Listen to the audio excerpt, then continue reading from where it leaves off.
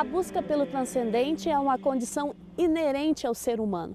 Em algum momento da vida, as pessoas vão procurar respostas para as suas dores, as suas alegrias, para aquilo que não entendem.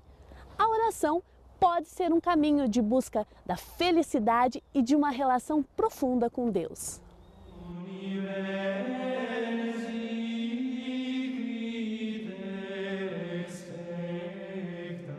E nada melhor do que conversar com um monge que dedica sua vida a essa caminhada espiritual, interior, para saber, Dom Paulo, para você, o que significa rezar? Quando você recosta a cabeça no peito de alguém, você ouve o bater do coração de alguém. Então, eu imagino tentar ouvir a batida do coração do próprio Cristo. Então, para mim, a oração tem sido cada vez mais buscar essa experiência. Às vezes a gente sente, às vezes nossa, isso é tão forte. Outras vezes parece que o coração do Cristo está em silêncio, mas você fica ali. Estar com Cristo, estar presente, deixar que Ele fique presente na minha vida, mesmo muitas vezes mesmo, sem um sentimento, sem aquele ardor. Outras vezes tem esse ardor, né? Deus não deixa a gente também sempre na aridez. Então, tem sido essa minha experiência de estar presente a Deus e permitir que Deus esteja presente na minha vida.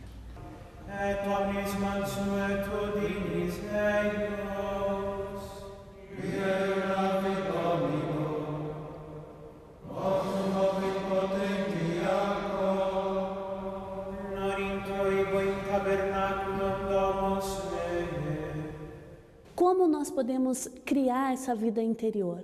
É necessário separar tempos na nossa vida. É preciso uma disciplina para a vida espiritual. Para o estudo precisa disciplina, para o trabalho precisa disciplina, para a própria dona de casa, se ela começa a fazer uma coisa e outra, e não tem um plano mínimo de orientação, tudo vira uma bagunça, também na nossa vida espiritual. Se eu não tenho um plano, ou seja, aí cada um tem, uns têm necessidade de mais, outros de menos, mas ninguém está isento de pelo menos algum tempo durante o seu dia rezar. Então isso é importante, um tempo que eu vou ouvir a palavra de Deus e que eu vou colocar, como eu disse antes, né, que eu vou encostar a minha cabeça no peito de Jesus para ouvir e tentar perceber qual que é a direção que o Senhor quer me dar.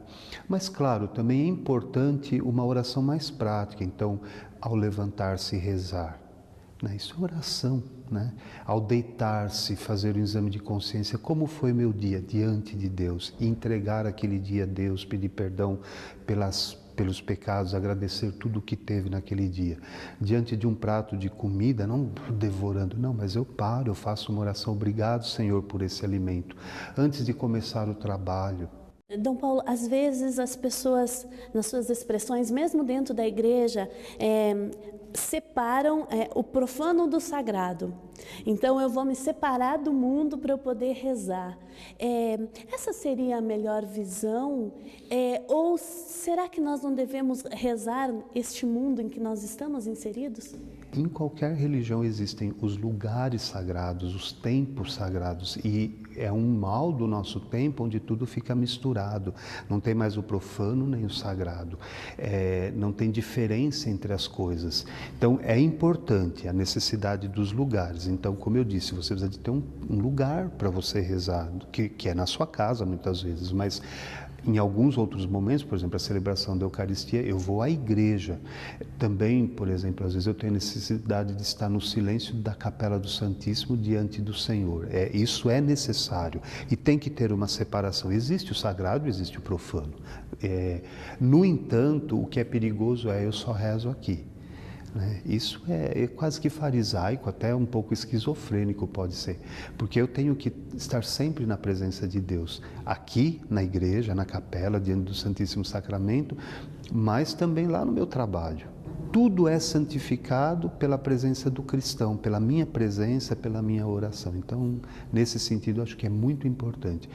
E o contrário também, claro, olhar o mundo, né? Eu gosto sempre de pensar, por que eu leio o jornal? Só para ficar informado? Claro, para saber das desgraças do mundo? Também, existem desgraças no mundo, tristezas.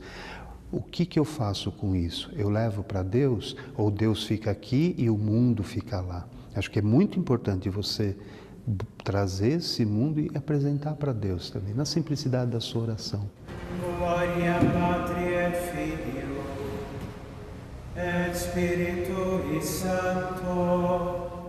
Graças a Deus, na igreja, há pessoas que receberam uma vocação muito especial, que eu aprecio muito.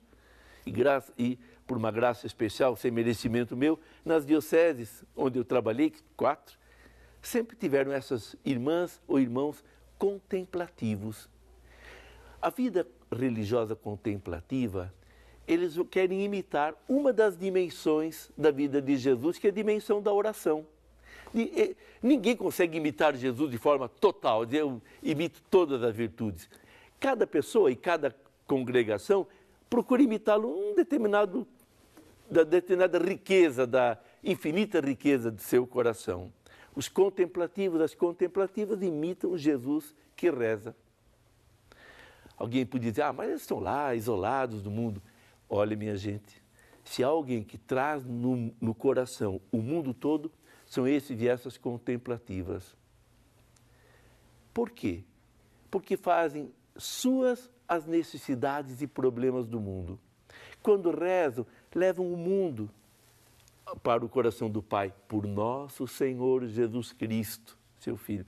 Então, graças a Deus, há essas vocações, de queira Deus que muitas outras surgem. Quem sabe se você não tem essa vocação contemplativa para dedicar a sua vida para imitar Jesus e colocar-se diante do Pai numa oração contínua por este mundo tão necessitado de pessoas que rezem, pessoas que roguem, pessoas que peçam em nome da humanidade. Mas, de certa forma, cada um de nós deve ter um coração contemplativo, capaz de se colocar diante de Deus, criar silêncio e criar um ambiente tal que seja o Espírito Santo a rezar de nós, porque nós não sabemos como pedir, o que pedir. Isso São Paulo falou com toda a sua rica experiência. Isso não nos deve desanimar, ao contrário, fazer aquilo que ele falou, deixar que o Espírito Santo em nós apresente a Deus com pedidos que só Ele sabe fazer, do jeito que só Ele sabe fazer, aquilo de que tanto necessitamos. Para isso, meu irmão, minha irmã, desça sobre você a bênção de Deus Todo-Poderoso, o Pai, o Filho e o Espírito Santo. Amém. Meu irmão, minha irmã, fique na paz do Senhor Jesus.